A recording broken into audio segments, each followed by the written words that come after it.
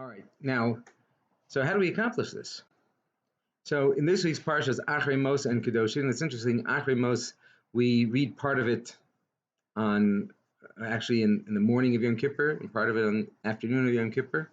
And it's interesting how in the afternoon of Yom Kippur, it's like the crescendo almost of Yom Kippur. We read about some of the most seemingly obvious things that a person shouldn't do, such as um, sexually immoral acts, such as extramarital affairs, etc., which are totally contradictory to God's will. And so it seems that, but there's a message in that.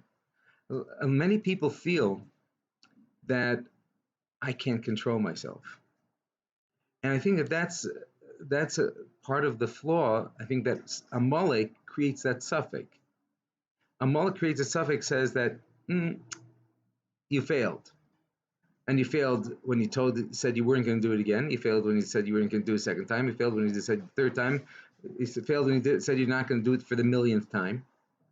But you know what? You might succeed. And that's actually part of the message of Pesach. Pesach is patience. The famous story of the beggars, that there were groups of beggars that used to go from town to town, and they used to talk about their experiences in life. And together with the Jewish beggars, sometimes there'd be some non-Jewish beggars, and everybody felt sorry for each other, so nobody made any distinction of who's who and what's what. And the Jewish beggars would invite the non-Jewish beggars to join them. And one time they were talking, we can't wait for Seder night, the night of Passover, Pesach night. It's going to be amazing. They have the finest food and the most beautiful, and wine, and abundance of everything that you could ever imagine, delicacies. And this is what keep these paupers and collectors waiting. It would keep them going the whole year till Pesach would come. So this one non-Jew who joined in, uh, he was hearing about Pesach. Oh wow, it's amazing! And it came the night of Pesach, and apparently they didn't explain to him exactly what happened, but or what happens on the Seder night. And he gets invited, just like at the end of synagogue, all the paupers are invited out, and he gets invited out. And he goes to somebody's home, it's beautifully set up, and they sing a little bit, and then everybody gets poured. Somebody poured for him a cup of wine. He was like, wow.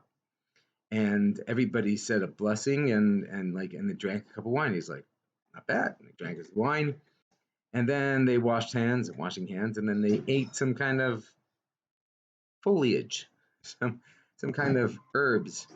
He's like, okay.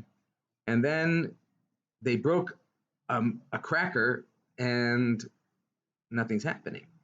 And they start saying things, and he's just like mumbling along, and it's taking longer and longer and longer and longer, and he's going nuts.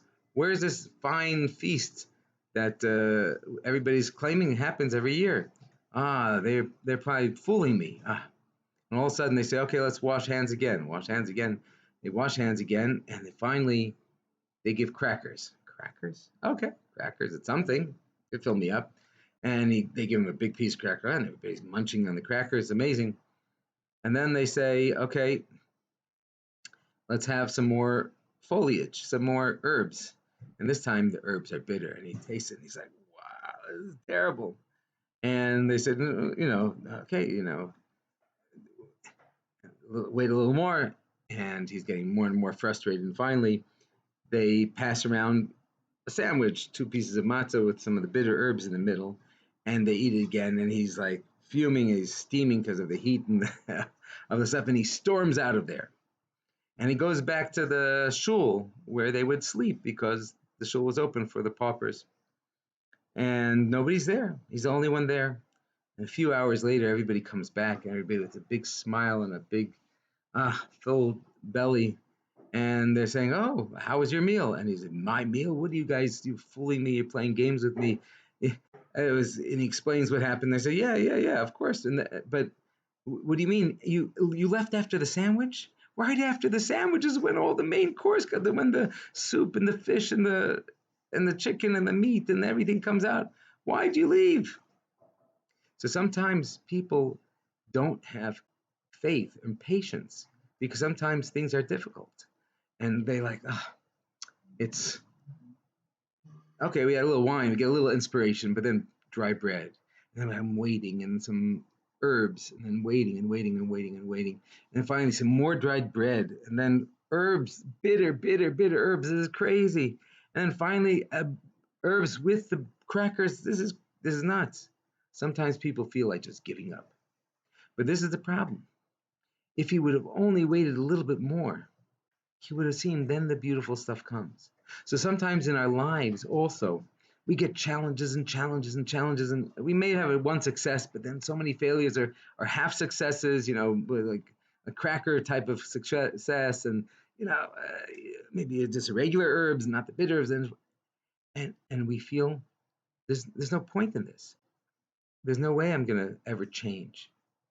It's always gonna be disappointment after disappointment. But we have to know that sometimes we wait a little longer, and that's when the salvation comes. So we all have that experience on Pesach where we had to work to get to the Shulchan Aruch. Of course, the Shulchan Aruch isn't the best part. The best part is Afikomen, which is more dried bread or crackers again. But again, this is not. I'm not trying to talk about the specifics about the Seder night, but just the concept is that we have to have patience and know that we can overcome. And that's why if you stay tuned to the next bit, you'll understand a little bit deeper.